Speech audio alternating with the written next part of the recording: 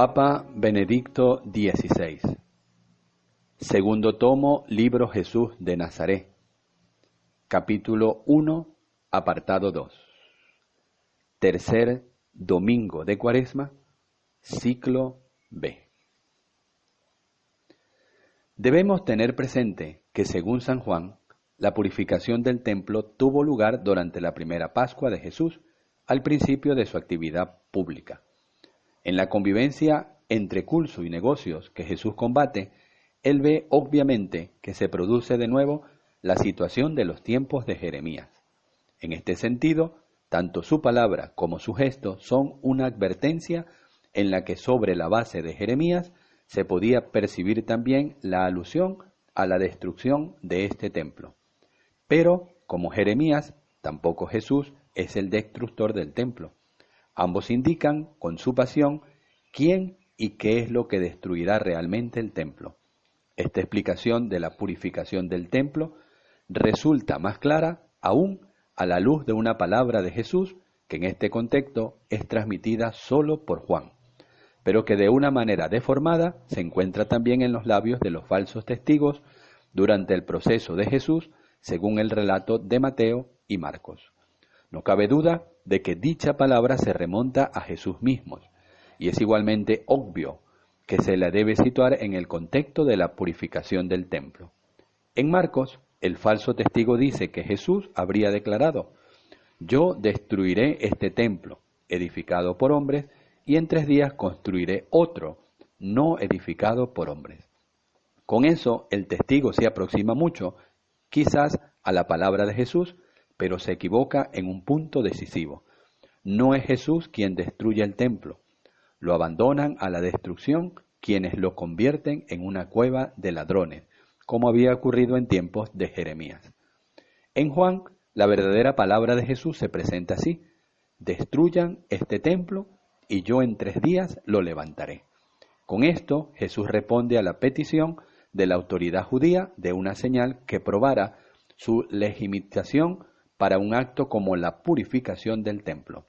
Su señal es la cruz y la resurrección. La cruz y la resurrección lo legitiman como aquel que establece el culto verdadero. Jesús se justifica a través de su pasión. Este es el signo de Jonás, que él ofrece a Israel y al mundo. Pero la palabra va todavía más al fondo.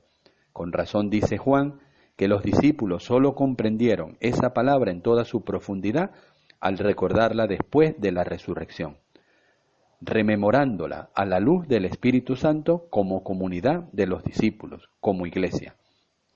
El rechazo a Jesús, su crucifixión, significa al mismo tiempo el fin de este templo.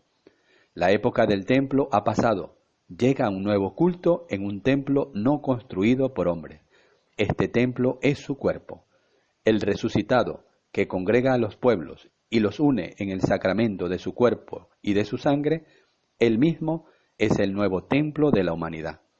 La crucifixión de Jesús es al mismo tiempo la destrucción del antiguo templo. Con su resurrección comienza un modo nuevo de venerar a Dios, no ya en un monte o en otro, sino en espíritu y en verdad. ¿Qué hay entonces acerca del celos de Jesús? Sobre esta pregunta Juan precisa en el contexto de la purificación del templo. Nos ha dejado una palabra preciosa que representa una respuesta precisa y profunda a la cuestión. Nos dice que con ocasión de la purificación del templo, los discípulos se acordaron de lo que está escrito: «El celo de tu casa me devora». Es una palabra tomada del Salmo 69, aplicable a la pasión. A causa de su vida conforme a la palabra de Dios, el orante es relegado al aislamiento. La palabra se convierte para él en una fuente de sufrimiento que le causan quienes lo circundan y lo odian. «Dios mío, sálvame, que me llegue el agua al cuello. Por ti he aguantado afrentas, me devora el celo de tu templo». Los discípulos han reconocido a Jesús al recordar al justo que sufre. El celo por la casa de Dios lo lleva a la pasión, a la cruz. Este es el vuelco fundamental que Jesús ha dado al tema del celo. Ha transformado el celo de servir a Dios mediante la violencia en el celo de la cruz. De este modo, ha establecido definitivamente el criterio para el verdadero celo, el celo del amor que se entrega. El cristiano ha de orientarse por este celo. En eso reside la respuesta auténtica a la cuestión sobre el celotismo de Jesús. Esta interpretación encuentra confirmación nuevamente en dos pequeños episodios con los que Mateo concluye el relato de la purificación del templo. En el templo se acercaron a él ciegos y tullidos y los curó. Al comercio de animales y al negocio con los dineros, Jesús contrapone su bondad sanadora. Esta es la verdadera purificación del templo. Jesús no viene como destructor, no viene con la espada del revolucionario, viene con el don de la curación. Se dedica a quienes son relegados al margen de la propia vida y de la sociedad a causa de su enfermedad. Muestra a Dios como aquel que ama y su poder como la fuerza del amor. En total armonía con todo esto, además aparece el comportamiento de los niños que repiten la aclamación del Hosanna que los adultos le niegan.